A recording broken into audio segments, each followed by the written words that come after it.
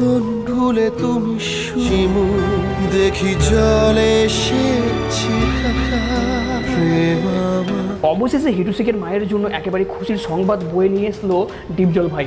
তিনি কি করে দিচ্ছেন দেখবো আজকের এই ভিডিওর মধ্যে, যে তিনি হিটু শেখের মাকে কেমন বাড়ি করে দিচ্ছে। বন্ধুরা ভিডিওটি দেখুন, বুঝতে পেরে যাবেন। মাগুরার শিশু আফিয়ার নির্মম হত্যাকাণ্ডের ঘটনায় অভিযুক্ত হিটু শেখের বাড়ি জনরোষের কারণে ভেঙে ফেলা হয়েছিল। এর ফলে তার মা গৃহহীন হয়ে পড়েন। মানবিক দৃষ্টিকোণ থেকে জনপ্রিয় অভিনেতা ও ব্যবসায়ী মনোয়ার হোসেন ডিপজল হিটু শেখের মায়ের জন্য নতুন বাড়ি নির্মাণের ঘোষণা দিয়েছেন। ডিপজল জানিয়েছেন, একজন মা অপরাধীর হলেও তিনি নিজের সন্তানদের দোষের ভাগিদার নন, তাই একজন মায়ের আশ্রয় ব্যবস্থা করা নৈতিক দায়িত্ব। ইতোমধ্যে নির্মাণ কাজ শুরু হতে যাচ্ছে। অচিরেই তিনি হিটু শেখের মাকে নতুন ঘর বুঝিয়ে দেবেন। এ বিষয়ে বিভিন্ন মহলে মিশ্র প্রতিক্রিয়া দেখা গিয়েছে। কেউ কেউ ডিপজলের এই মানবিক উদ্যোগকে প্রশংসা করেছেন, আবার কেউ প্রশ্ন তুলেছেন হিটু শেখের পরিবারকে সাহায্য করা কতটা যুক্তিযুক্ত। তবে ডিপজল স্পষ্ট করেছেন যে তিনি শুধুমাত্র একজন অসহায় মায়ের পাশে দাঁড়ানোর চেষ্টা করছেন। ঘুমাচ্ছিলেন না, তবে বিছানাপত্র ছিল হিটু শেখের মায়ের। প্রতিদিন প্রায় 100 টাকার ওষুধ লাগে হিটু শেখের মায়ের। আমরা দেখতে পাচ্ছি চারপাশে একেবারে শুনশান নীরবতা। ঘড়ির কাঁটায় রাত 9টা। মাগুরায় নিজ নান্দোয়ালি গ্রাম হিটু শেখের বাড়ি। আশপাশে শিয়ালের ডাক এবং আরো অনেক কিছু ডাক আমরা শুনতে পাচ্ছি। পোড়া দগ্ধ এই বাড়ি এবং ভাঙচুরের সবকিছু আলামত এখানে রয়েছে। আমরা জানতে পেরেছি হিটু শেখের মা এখানেই কোথাও ঘুমায়। আমরা এই ঘরটা দেখার চেষ্টা করছি, নাই। এই পাশটাতেও চেষ্টা করছি, তিনি নাই। এখানেও তিনি নাই। আশপাশে ব্যাঙের ডাক এবং কয়েকটি শিয়াল তো দেখলামই আশপাশে রয়েছে। আমরা একটু যাওয়ার চেষ্টা করি।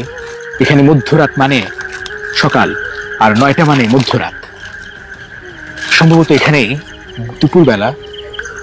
চারপাশে ভয়ানক একটা আবহ, কিচিরমিচির শব্দ, ব্যাঙের ডাক, এবং দেখেন শব্দগুলো জাস্ট শোনেন। এপাশে একেবারে অন্ধকার।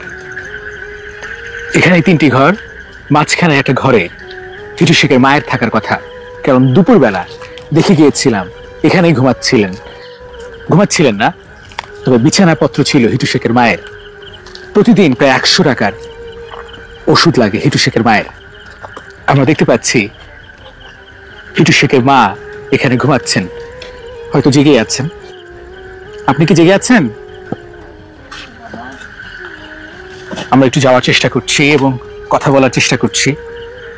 এখানেই ঘুমান হিটু শেখের মা। নিজের সন্তানের কারণে আজকে তার এই দশা। প্রচন্ড খারাপ একটা পরিস্থিতি। আমরা একটু জানতে চাই, কি অবস্থা আপনার? আমার অবস্থা ভালো না বাবা। শরীর কেমন? শরীরটা বেশি ভালো না। আমি আজকে 100 টাকার ওষুধ নিয়ে আসি। কি অসুখ হচ্ছে আপনার? আমার ঘাড় প্রেসার, মানে হাই প্রেসার ঘাড় দিয়ে মাথা দিয়ে টাইনে ধরে। আচ্ছা, আমার দৈনিক 100 টাকার ওষুধ লাগে, দৈনিক সন্ধ্যা লাগলে। দৈনিক 100 টাকার ওষুধ লাগে? জি, এই রাত্রি আইনে খাই, আর সকাল আর দুপুরে, আবার বিকালে আবার রাত্রি আই। অন্যায় যাচাই বাছাই করে আমি বাবা শাস্তি দিবি না দিবি আইনের ঘরে। এখন আমার আর ঈদ নেই বাবা। এখন আমি দাঁড়িয়ে দাঁড়িয়ে বেড়াচ্ছি আর খালি কাইন্দে বেড়াচ্ছি। আজকে আমার দাদি বলে কেউ ডাকে না, মা বলে কেউ ডাকে না। সাইডের সন্তান আমি দিয়ে আজকে আমি দাঁড়িয়ে দাঁড়িয়ে ভিক্ষা করে বেড়াচ্ছি। ডাকুট খাতি দেশে সেনে যাই খাতি, একটা টাকা দিয়েছে তাই আমার ওষুধ এনে খাতি আছে, নাহলে আমি বাঁচতেছি না। তো আমার সারা ওষুধ না খালি আমার ঠিক আর কায়দা নেই বাবা। খাওয়া দাওয়া করছেন কিভাবে? ওই কাছি এই পাড়াতে ও পাড়া যাচ্ছি, যেটুকু আছে যে আমাদের বাড়ি যেটুকু খাইয়ে আসিস সেনে যাই, দুটো খাতি। একবারে যদি এক তো খাচ্ছি, আর এক তো খাই না আমি। আবার এখানে তো প্রস্রাব পায়খানা করতেও তো ঝামেলা খালি নাই, কি করবো দেখি না। চাচা একটা ঘর হলে তো ঠিক হয়, তাই না? এতে ঘর হলে পারে আমি একটু মাথা গুজা জায়গা করতে পারতাম। থাকতেই পারতাম। কিন্তু এখানে তো যে খোলা জায়গায় আছে, এখানে খোলা জায়গায় যে নিয়ে আর পড়লি পারে আমার ঠান্ডা লাগলি পারে কিটা আমার দেখবে, কিটা আমারে টানবে, আমি যদি এরকম পড়ে থাকি আমার তো সে টানার লোকও নাই আমার। এই জায়গায় হাত ভাঙা, এই যে হাত, এই হাত দিয়ে আমার কিছু করার কায়দা নিয়ে যায়।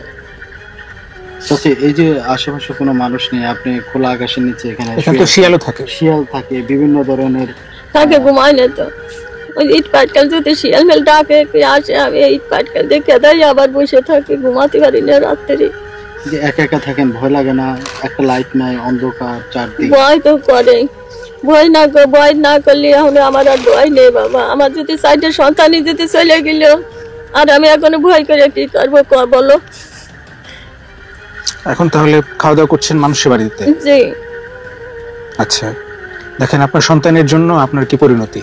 হ্যাঁ, সন্তানের জন্য তো আজকে আমার এই পরিস্থিতি নয়। আমার যে বান্ধা বাড়ি, বান্ধা ঘর, এর মধ্যে একটা শিয়াল ঢুকতে পারতো না আমার বাসায়।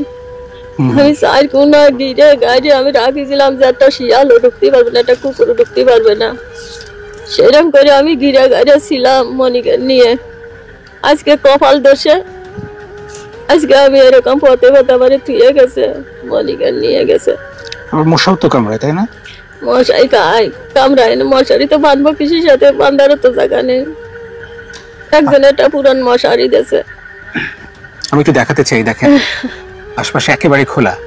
এই পাশে একটা বাড়ি আছে রাস্তার ওই পাশে, এবং এইখানে একেবারে কিচ্ছু নাই, পুরো ভাঙা চূর্ণ বিচ্ছিন্ন একটা ভবন, উপরে আকাশ, কিছুই দেখা যাবে না হয়তো, একেবারে আকাশ। খোলা আকাশের নিচে একজন 65 বছর বয়সী মা তিনি শুয়ে থাকেন, আর আপনারা মন্তব্য করেন প্রায়শ্চিত্ত ভোগ করুক, এদেরকে 1 টাকাও দেওয়া হবে না, এদেরকে খোলা আকাশের নিচেই থাকুক, এদেরকে উচিত বিচার করতেছে। ভাই বোনেরা, একটু দেখেন যে কি ব্যাপার, মানে সন্তানের কারণে আজ মায়ের কি অবস্থা। এর দায় কি মায়ের? সন্তানের বয়স 50 বছর, এর দায় কেন মা নিবে? আমার প্রশ্নটা হচ্ছে এটাই। মা কান্না করতেছে, তার চোখের পানি ফেলতেছে। আমি এখন আসছি, আমি 1000 টাকা দিয়ে চলে যাব, তো এই 1000 টাকা তার কি হবে? 10 দিন চলবে, 5 দিন চলবে, তারপর তার একটা ঘর দরকার। এখন ঘর যে কেউ করে দিবে, তারপর যদি কেউ ভেঙে দেয়, তারপর যদি কেউ পোড়ায় দেয়, এই দায়িত্বটা কে নিবে? প্রশাসনের কোনো ব্যবস্থা নাই, নির্বিকার সবাই।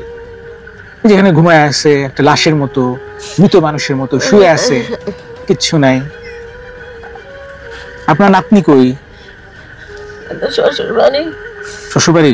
জি, বাচ্চা আছে একটা, সে বাচ্চা ঠান্ডা করে আর কয় কি, ও মা আমার নানা কোথায়, আমার মামা কোথায়, আমার সজীব মামা, আমার রাতুল মামা কোথায়, ও মা আমার সজীব মামা যে আমার পাশার কাপড় উঠে আমার মামা আমার দেখাইতো, আমার মামা তো আমার দেখাইতো, আমার সজীব মামা আমার সাথে ইয়াকে মারতো। মা আমারও দাদির গায়ে বুড়ে আমার সজীব মামা আমার খালি পাশা দেখাইতো, আমার সাথে ইয়ারকে মারিছে আমার মামা। আমি এটা খাতে গেলে আমার কাতে দিনে আমার মামারা কাজে কাজে খাইয়ে ফেলাইছে। এখানে তো বসে থাকাই যায় না, কি মশা। চাচি, আপনি অন্য কোথাও ঘুমানোর ব্যবস্থা করেন, কারণ এখানে থাকা খুব মুশকিল। আমি আপনাকে আল্লাহ, ওঠেন, একটু উঠে বসেন, দেখেন অন্য কোথাও থাকতে পারেন কিনা, অন্য কোথাও ব্যবস্থা করতে পারেন কিনা। এখানে তো আপনি থাকতে পারবেন না, কারণ যে অবস্থা।